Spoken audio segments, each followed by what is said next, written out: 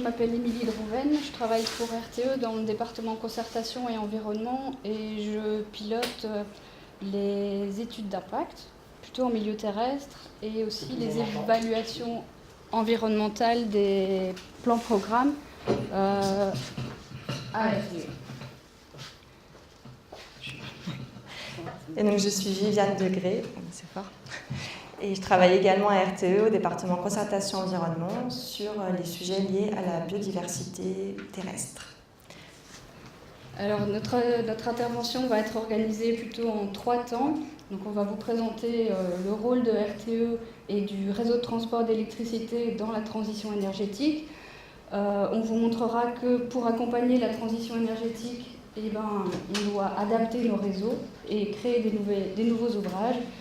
Et la plupart de le gros de notre propos consistera à vous expliquer comment on fait pour maîtriser les impacts environnementaux de nos projets.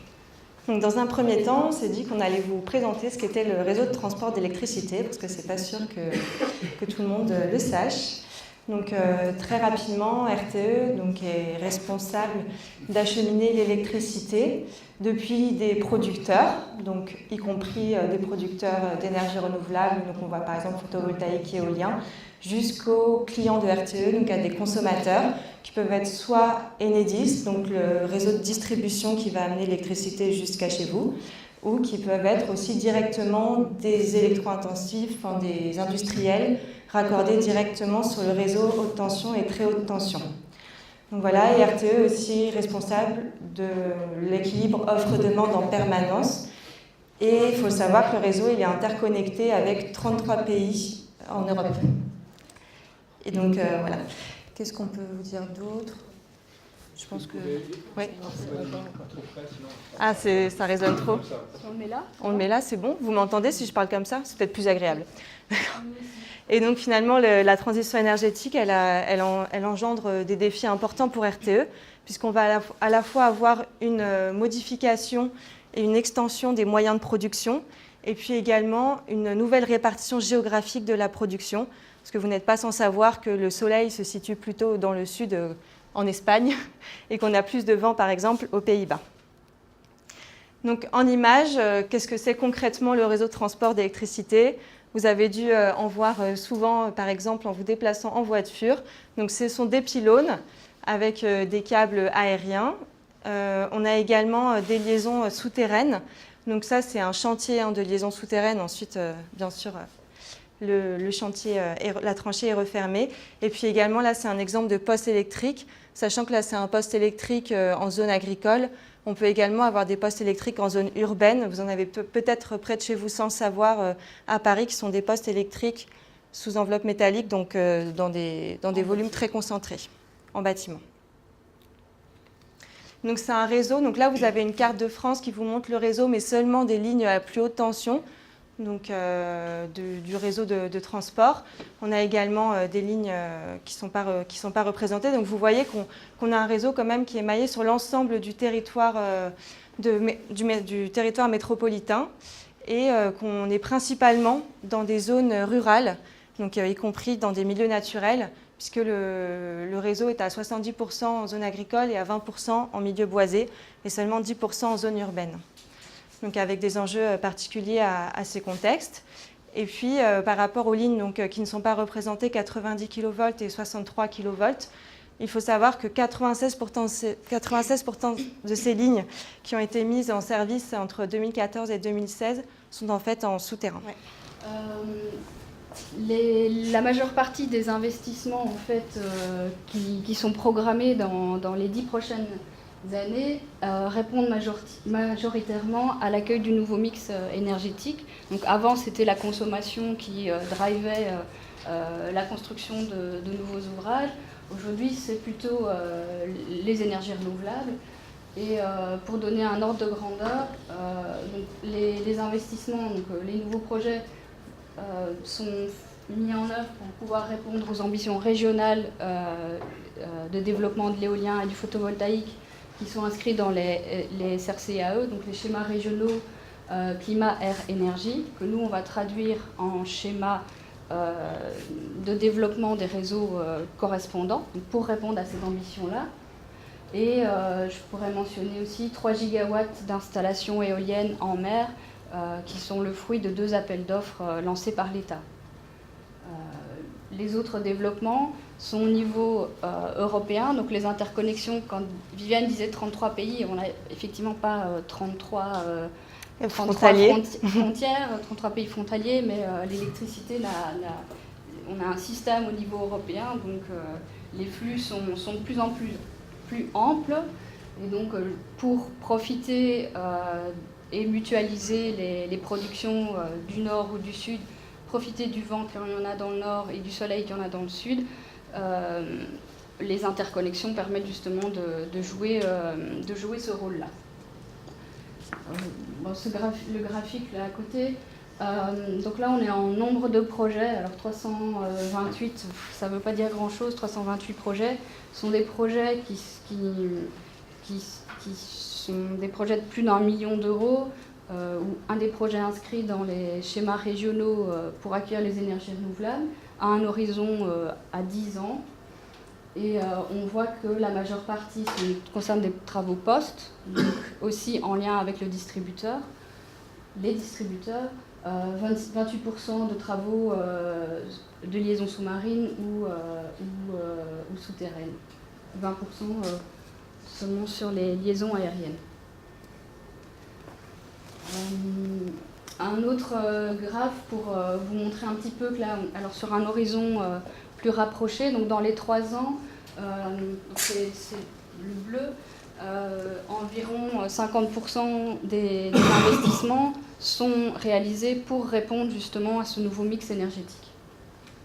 Donc finalement, on a vu, Émilie vous a montré que l'évolution du mix énergétique impliquait une évolution du réseau, donc pour le transport de l'électricité. Et en fait, on va se poser la question maintenant des impacts environnementaux, puisque c'est le sujet aujourd'hui, que peuvent avoir ces évolutions. Donc il faut savoir que tout projet donc de développement ou d'adaptation du réseau peut avoir un impact temporaire ou permanent. Donc ça, c'est le jargon un peu des études d'impact sur l'environnement. Et donc tous nos projets s'inscrivent dans une démarche, donc la démarche éviter, réduire, compenser, qui nous a été montrée tout à l'heure. Et donc, pour vous donner quelques exemples, pour avoir en tête des impacts potentiels des ouvrages, on a par exemple, pour un poste électrique, on l'a vu tout à l'heure, un impact potentiel sur le paysage. Pour une liaison aérienne, par exemple, si on doit traverser un milieu forestier, on peut avoir un impact potentiel sur un milieu, sur la faune et la flore. Et puis, on peut également avoir, par exemple, pour des liaisons souterraines, des impacts potentiels qui peuvent être temporaires, principalement en phase chantier, liés par exemple au bruit du chantier. C'est quelques exemples d'impact. Et donc nos études d'évaluation environnementale visent à avoir un état initial élaboré des enjeux et puis des impacts potentiels. Et donc on s'intéresse non seulement au milieu naturel, mais également au milieu humain et au milieu physique. Donc finalement, tout projet, c'est l'étude aussi d'un compromis entre ces différents enjeux et ces différents milieux. Donc on s'inscrit dans cette séquence qui vous a déjà été présentée tout à l'heure, E, R, C, et on rajoute toujours un S, puisque finalement, pour chaque projet d'adaptation au développement du réseau, on cherche d'abord à éviter les impacts potentiels qu'on a pu identifier, ensuite à les réduire. On verra des exemples de mesures qu'on met en place tout à l'heure. Et derrière, si jamais on a des impacts résiduels dits significatifs, on va mettre en œuvre des mesures de compensation. Et on aura toujours un suivi qui va permettre d'évaluer l'effectivité, l'efficacité de nos mesures ERC. Alors cette démarche ERC, on va la mettre en œuvre au final à toutes les étapes d'un projet, et en privilégiant au maximum les mesures d'évitement. Quand je dis toutes les étapes d'un projet, c'est une représentation, mais disons 4 grandes étapes. Une étape décisionnelle et même prédécisionnelle. Donc c'est à ce moment-là qu'on va définir la stratégie de renforcement, d'adaptation ou de création de nouveaux ouvrages. Donc se base sur des études de réseau, des études de raccordement quand il s'agit de raccorder un client, des études techniques et financières et également des études du contexte environnemental et du contexte sociétal. Deuxième étape sera une étape de conception des projets. Donc là, disons qu'on va affiner le choix de la solution technique par des études d'ingénierie, des études environnementales plus poussées, donc à une échelle plus fine. Il y a une grande phase de concertation, que ce soit avec les parties prenantes, les élus, les associations, mais aussi plus largement avec le public. Et une phase importante qui est, pour moi, une phase capitale, qui est la préparation du chantier. Une fois qu'on a nos autorisations, on ne s'arrête pas là, il faut encore pouvoir mettre en œuvre les mesures d'évitement et de réduction auxquelles on s'est engagé. Dans la phase de construction, je viens de dire, Viviane y reviendra un petit peu tout à l'heure.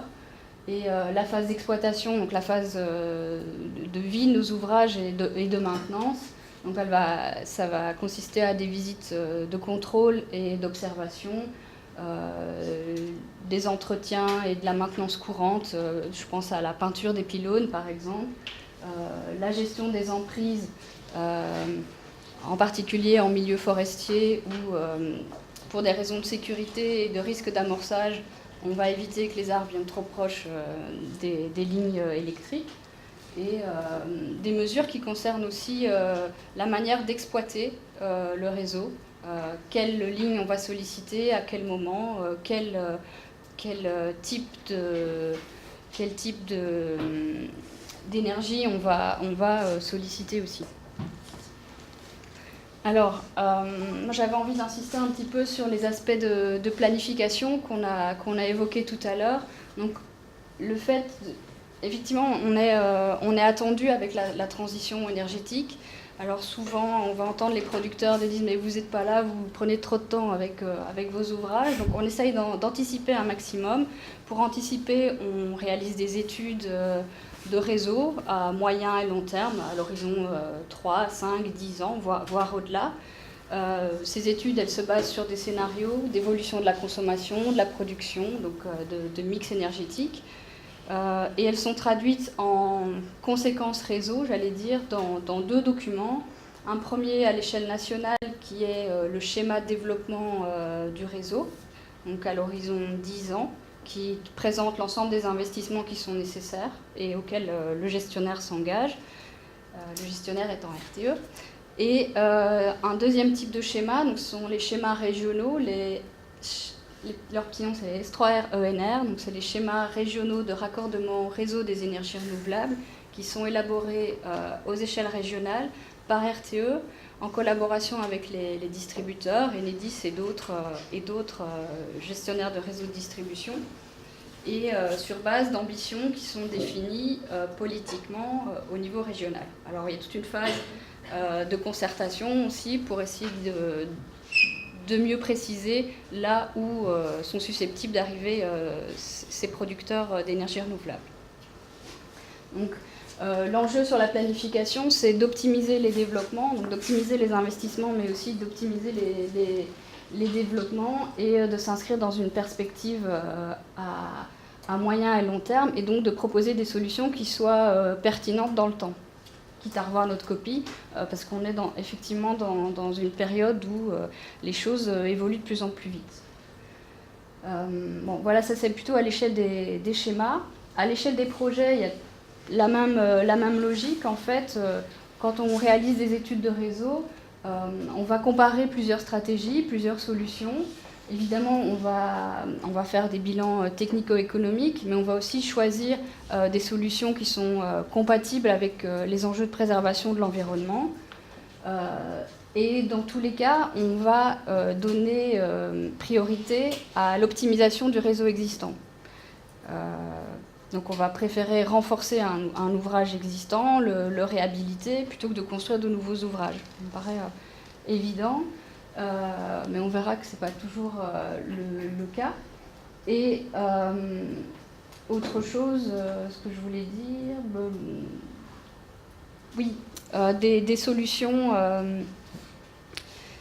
des solutions qui ne sont ni du renforcement de réseau, ni des créations d'ouvrages. Donc on revoit également nos hypothèses de réseau pour essayer de pousser un petit peu plus le réseau dans ses limites, mais pas dans tous les cas en fait. Donc par exemple, là, cette photo, c'est l'installation de capteurs sur des lignes électriques. Là, on est dans la région de Marseille, entre Avignon et Marseille, où on a installé une quinzaine de capteurs sur les lignes aériennes pour ajuster le transit en fonction du vent.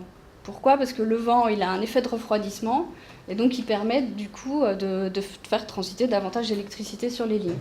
Donc voilà, c'est un exemple de solution souple qui permet au final de transiter davantage sans devoir créer de nouveaux ouvrages. Et bon, juste un chiffre là, près de 65% des investissements donc, qui sont prévus par RTE concernent surtout des rénovations d'ouvrages et des adaptations d'ouvrages existants. Alors, on voulait prendre un exemple concret pour vous montrer comment on mettait en œuvre justement cette séquence éviter, réduire, compenser. Et bon, là, j'ai choisi, comme on parle des énergies renouvelables, j'ai choisi le cas d'un raccordement d'un parc éolien en mer, donc au large de Saint-Nazaire. Donc c'est un parc de 480 MW. Enfin, toujours est-il que pour RTE, on a un point de livraison qui est un poste électrique en mer. Et la première étape, c'est de se dire quelle est notre stratégie de raccordement.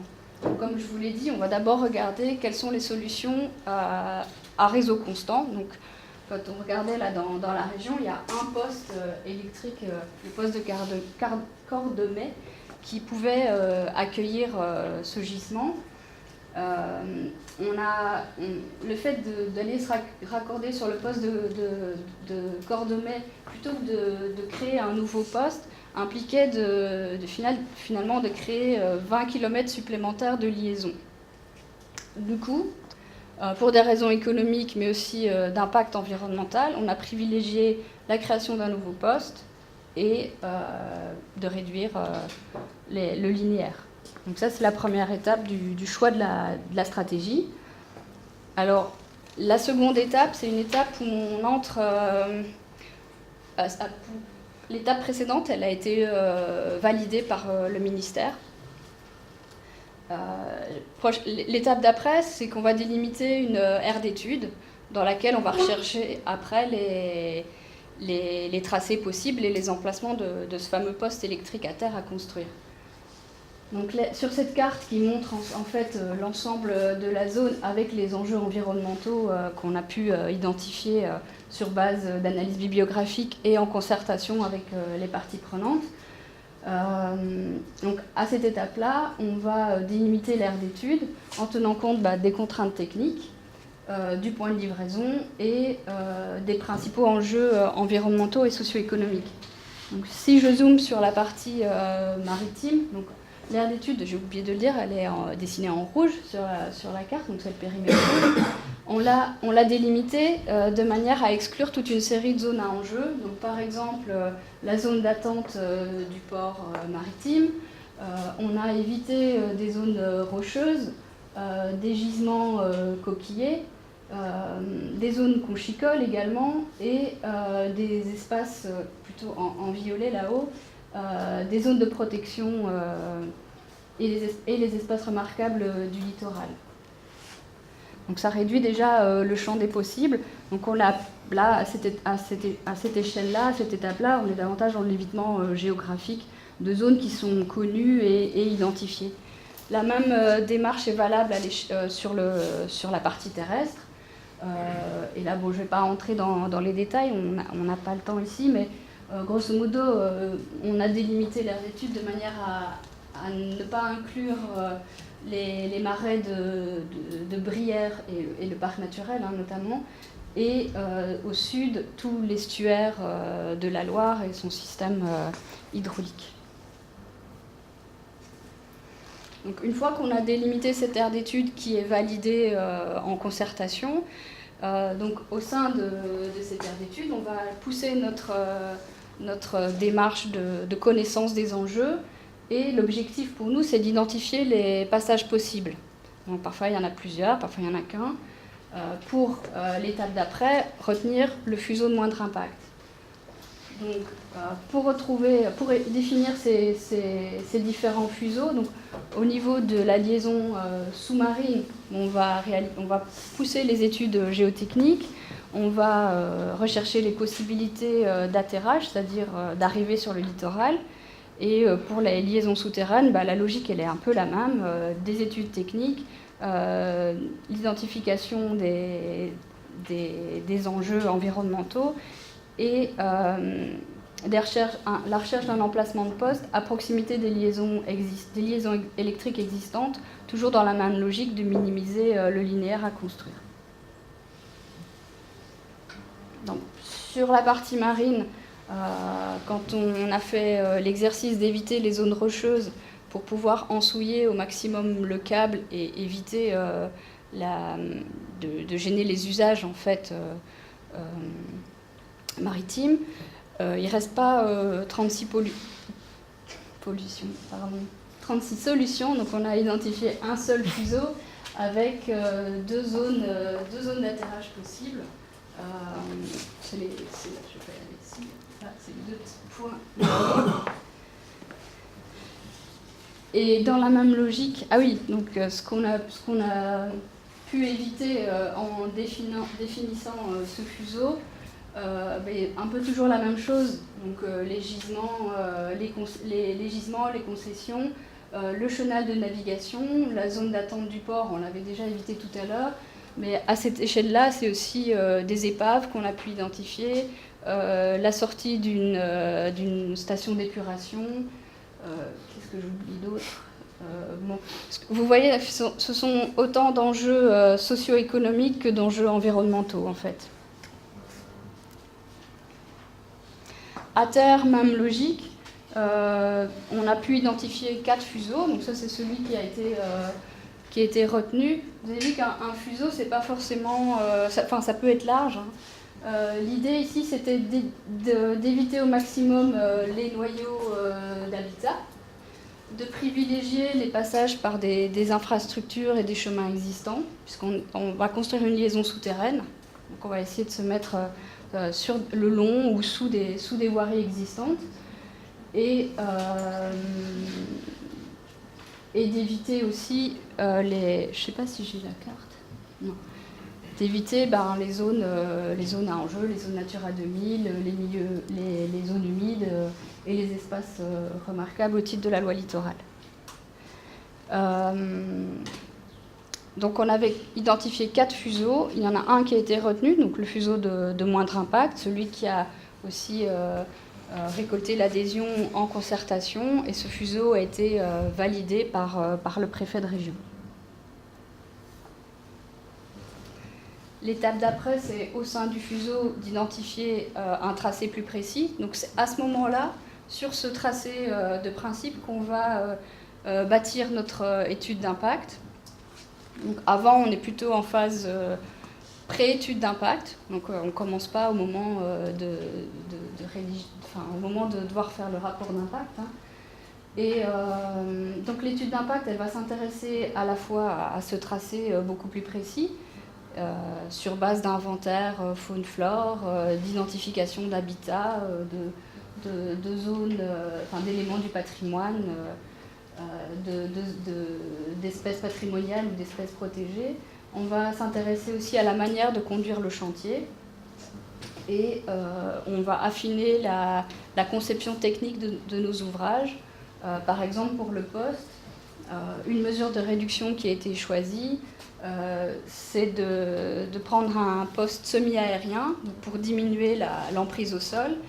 Et on a fait un effort, architectural sur ce poste qui nous a permis de diminuer la hauteur du bâtiment et de passer par exemple de 16 à 12 mètres de hauteur pour une meilleure intégration paysagère. On a aussi choisi un revêtement en ossature bois et on a construit, décidé avec le parc naturel de Brière et la commune concernée de constituer une noue végétalisée. Je vais passer la carte, mais ça c'est une carte qui se retrouve dans notre arrêté de déclaration d'utilité publique, auquel sont annexées les mesures d'évitement, de réduction et de compensation qui nous engagent et où les choses sont spatialisées. Donc par exemple, ça va concerner l'évitement d'abattage de gros arbres, on va éviter, il y a beaucoup de mesures pour les chiroptères justement, on va éviter des haies, on va privilégier des sentiers existants, je l'ai déjà dit, on va s'éloigner des zones humides, et en jaune sont des espèces flore protégées.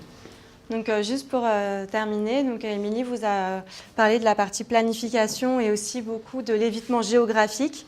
Donc il faut savoir que dans le cadre de nos chantiers, de la construction, de la réhabilitation de nos ouvrages, on va mettre en place d'autres types de mesures d'évitement et de réduction. Donc par exemple, ça va concerner à la fois les technologies mêmes de ce qu'on utilise comme type de câble, comme passage par exemple dans une zone humide ou pour passer un cours d'eau, on va utiliser ce qu'on appelle par exemple un forage dirigé, ou on va utiliser aussi des murs anti-bruit autour des postes pour éviter les dérangements liés au bruit. Donc ça, c'est aussi ce qu'on appelle donc de l'éco-conception, puisqu'on intègre à la conception même de nos ouvrages des mesures de réduction, de maîtrise de nos impacts. On va aussi, par exemple, travailler sur un entretien sans phytosanitaire des emprises des postes électriques. Voilà, j'en passe d'autres. Et puis également un soin particulier qu'on va apporter à nos chantiers, puisqu'il y a toute la phase de conception de l'ouvrage, mais après, derrière, la phase vraiment sensible, là, on va pouvoir avoir finalement les impacts les plus importants, c'est ceux du chantier. Donc, c'est très important de mettre en place à la fois un suivi précis de cette phase et puis des mesures efficaces. Donc, par exemple, ça va être d'aménager la zone de chantier, de mettre des barrières anti-amphibiens, je ne sais pas si vous connaissez, donc par exemple autour d'une voie d'accès pour éviter qu'on ait des petites grenouilles qui viennent sauter sur notre voie d'accès. On met des dispositifs, des filets pour les empêcher de passer. Ou par exemple, ce qu'on a pu mettre en place pour la construction d'un poste électrique dans le sud-est de la France, on s'était rendu compte qu'il y avait un enjeu sur une espèce très sensible qui est la tortue d'Hermann. Et donc là, un dispositif un peu innovant, on a travaillé avec l'ONF et un bureau d'études pour utiliser des chiens, en fait des chiens comme des chiens d'aveugles, renifleurs, qui sont venus identifier sur site avant chantier s'il restait des tortues et donc si on pouvait les retirer du site. Ça peut être aussi beaucoup d'adaptation du calendrier des travaux et par exemple pour les chiroptères, de l'abattage de moindre impact. Donc on a un écologue qui va passer, si on doit abattre des arbres pour faire une piste d'accès, par exemple pour un pylône, on a un écologue qui va identifier tous les arbres sur lesquels on a des cavités, par exemple, qui sont des gîtes potentiels à chauves-souris, les marquer et ne pas les abattre ou les couper seulement au-dessus de cette cavité. Donc voilà, et puis je vous disais tout à l'heure, on applique la séquence éviter, réduire, compenser. S'il nous reste parfois des impacts résiduels significatifs, on peut mettre en place des mesures de compensation ou d'accompagnement sur nos projets. Donc là, je voulais vous montrer l'exemple d'un projet qui est celui du poste de Limeux, qui a été construit pour favoriser l'accueil aussi de la production éolienne sur le territoire, donc dans le nord de la France, donc qui est très important. Et finalement, on a eu aussi beaucoup d'aménagements, pour revenir aux chiroptères sur ce poste, avec par exemple la mise en place de gîtes. Et on disait que pour que les chauves-souris puissent se déplacer, tout ce qui est continuité et arbustive sont très importantes. Donc on a aussi reconstitué des haies arbustives, des continuités écologiques dans l'enceinte même du poste. Donc ici aussi en ayant une conception intégrée, en intégrant l'environnement à la conception même du poste. Et pour finir, on voulait vous donc ouvrir sur quelques sujets de recherche qu'on peut avoir au sein de RTE. Donc il faut savoir qu'on a une direction recherche et développement avec des axes environnementaux et notamment on travaille sur l'amélioration de la transparence, donc ce qu'on appelle la transparence écologique de nos ouvrages. Donc ça va être notamment la participation à la trame verte et bleue à travers un projet européen qui a été mené pendant 6 ans qui s'appelait le LIFE Elia RTE. Donc on a travaillé à, voilà, quand Émilie le disait tout à l'heure, quand on doit respecter une distance de sécurité entre la végétation et nos ouvrages. Donc finalement, ça donne, quand on passe en milieu forestier, ce type de schéma assez peu, comment dire, élégant d'un point de vue paysager. Donc ce qu'on appelle un peu une tranchée en U. Et on s'est posé la question avec nos collègues belges de comment on pourrait, plutôt que vraiment de broyer la végétation pour qu'elle soit à distance suffisante des câbles, avoir une gestion adaptative, une gestion différenciée de ces espaces sous les lignes en milieu forestier, qui respecte à la fois les enjeux environnementaux, les attentes des tiers et les distances de sécurité et la sécurité de l'approvisionnement électrique. Donc une des solutions, par exemple, c'est celle des lisières. Donc de mettre en place des lisières étagées avec des espèces buissonnantes, herbacées, qui permettent d'occuper le milieu, qui empêchent les espèces de haute tige de venir dans nos ouvrages et qui ont un intérêt environnemental, écologique très, très intéressant. On a aussi des travaux sur l'avifaune, parce que l'impact sur l'avifaune des lignes aériennes, c'est vraiment l'étude historique, l'approche historique qu'on a pu avoir sur nos impacts environnementaux. On parlait tout à l'heure beaucoup du MNHN et du CESCO. On a travaillé notamment avec eux sur une thèse sur la mortalité avifaune, et puis on a aussi développé des principes de balises donc, adaptés qui se mettent sur nos câbles, qui permettent d'indiquer en fait, aux oiseaux, attention, voilà, il y a un câble, il faut l'éviter. Et on les place préférentiellement sur des zones qu'on a préalablement planifiées, étudiées à enjeu avifaune. On a également tout un tas de projets sur le milieu marin, donc, qui sont vraiment émergents, puisque c'est la problématique des éoliennes en mer est récente d'un point de vue environnemental. Donc avec des projets qui vont de la planification, la construction à l'exploitation, on s'interroge d'ores et déjà sur toutes les phases de vie de l'ouvrage. Donc par exemple sur la construction, un projet qui est connu chez nous, c'est celui de la coquille Saint-Jacques. Donc c'est d'utiliser la coquille Saint-Jacques comme un bio-indicateur de l'état de santé du milieu et de permettre d'identifier, parce que je ne sais pas si vous le savez, mais la coquille Saint-Jacques, elle grandit par stries, un peu comme les stries des arbres, quand on fait de la dendrochronologie. Et donc finalement, toutes les perturbations du milieu vont être enregistrées sur la coquille Saint-Jacques et on va pouvoir identifier à la fois les impacts des travaux et surtout voir si on a des impacts seulement temporaires ou s'il reste des résiduels permanents. Voilà. On travaille aussi sur l'effet récif, des liaisons sous-marines, ce type de sujet que vous devez connaître. En conclusion, pour accompagner la transition énergétique, on doit adapter nos ouvrages, en créer des nouveaux. On fait au mieux pour maîtriser les impacts de ces développements sur l'environnement. Donc, le processus d'évaluation environnementale est au cœur de la conception des projets, avec cette séquence éviter, réduire, compenser. Suivre. Et en fait, ça ne concerne pas que l'écologie et les milieux naturels, la biodiversité. On doit composer également avec les milieux humains, les activités. Et je n'exclus pas l'homme de l'environnement, loin de là. La démarche, elle est pilotée au sein de l'entreprise, donc depuis la planification jusqu'à l'exploitation des ouvrages. Et on est engagé dans un processus de recherche et d'innovation.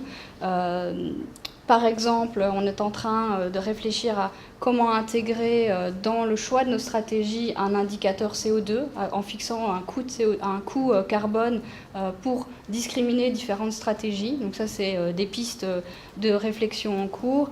On travaille au design de nouveaux postes plus petits. On réfléchit aussi à remplacer le gaz isolant dans nos postes, le SF6, qui a un fort pouvoir qui a un fort pouvoir à effet de serre, à le remplacer par des gaz moins impactants. Voilà, toutes sortes d'innovations, la numérisation du réseau aussi pour pouvoir l'exploiter en temps réel en s'adaptant. On parlait d'ajuster la production tout à l'heure. Bon, là, on essaye d'ajuster l'exploitation du réseau aux conditions en temps réel quasi, quoi. Voilà, je vous remercie. Merci.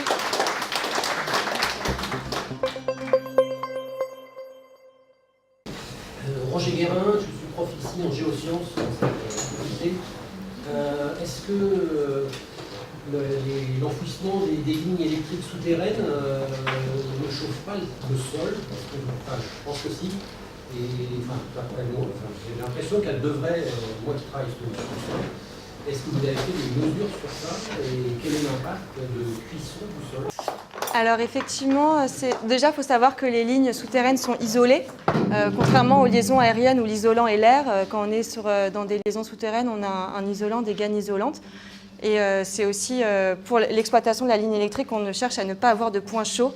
Donc RTE vraiment recherche aussi à ce qu'on n'ait pas de d'échauffement au niveau des câbles souterrains. Alors c'est une question qui nous a été posée aussi d'abord par les agriculteurs, parce qu'on a beaucoup de liaisons souterraines qui passent en bordure de champs, donc de savoir si ça pouvait avoir une incidence sur les cultures. Et donc là, il y a eu des protocoles expérimentaux qui ont été réalisés avec des vers de terre. Je crois que c'était du protocole, c'est plus moutarde ou je sais plus. C'était il y a un moment qui ont montré on n'a pas trouvé des faits. Après, voilà, ça ne veut pas dire qu'on ne pourra pas avoir des sujets de recherche plus poussés sur ce sujet. Mais c'est effectivement une question qu'on s'était posée. Nos premières expérimentations ont montré qu'on n'avait pas d'échauffement. Et beaucoup d'ouvrages passent aussi sur des sols déjà artificialisés, donc sous des infrastructures existantes, en particulier en milieu urbain dense. Alors, il y avait Laurence, tu voulais intervenir? Moi, j'avais une question presque provocante. Et qu'est-ce que vous faites des électrosensibles dans le genre impact, avec toutes ces lignes électriques qui passent dans tous les coins? Vous avez des problématiques à traiter sur ce côté-là, sur ce sujet?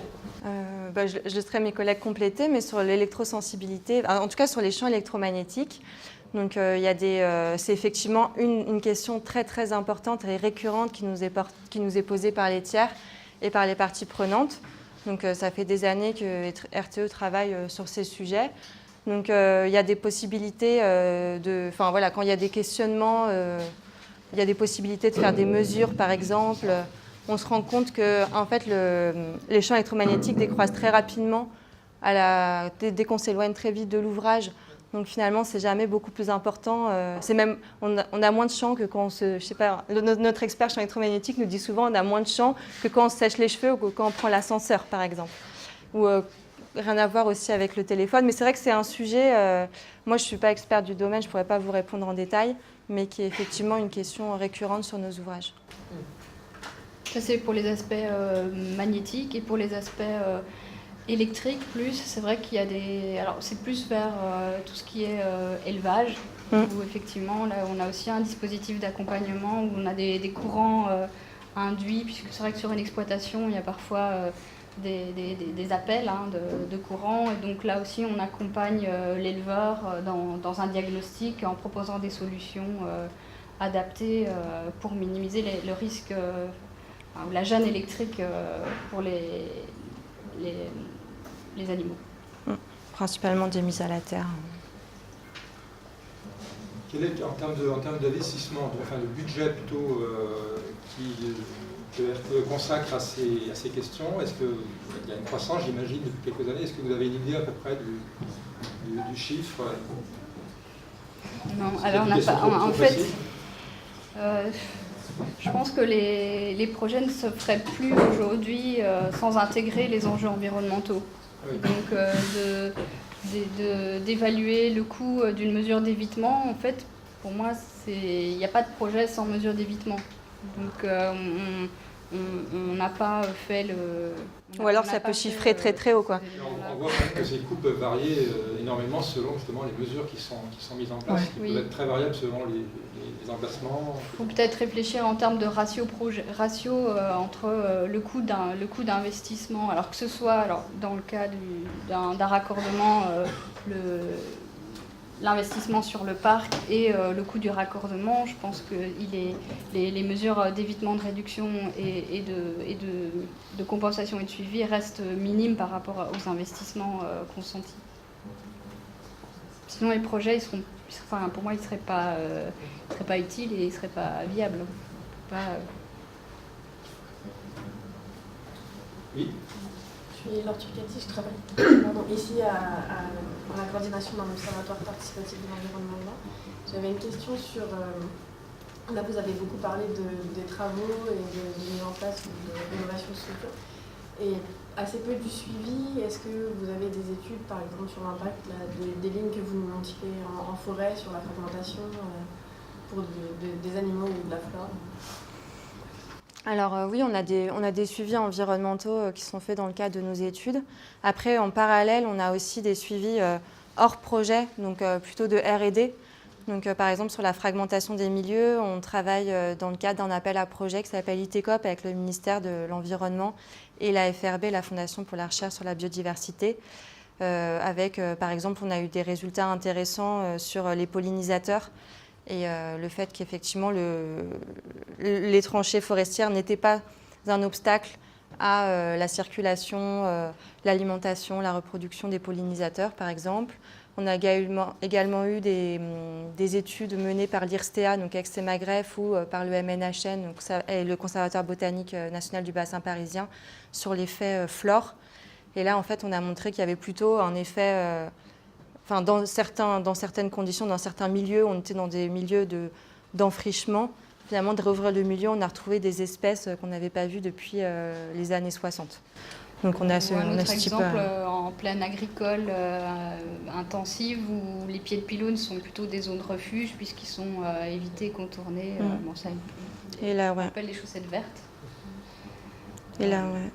Je pensais à une étude aussi récente avec un logiciel de modélisation qui s'appelle Grafab, ou des logiciels de modification sur la dynamique et puis des études génétiques sur la dynamique des populations. Pareil, dans le cadre de cet appel à projet, on montrait des résultats similaires. Donc finalement, on avait une interruption, forcément l'effet fragmentant il joue sur le milieu forestier en tant que tel, mais sur la circulation des espèces, on n'est pas sur un effet barrière en fait. Et ça, quel que soit le taxon? Alors, quel que soit le taxon, c'est vrai qu'on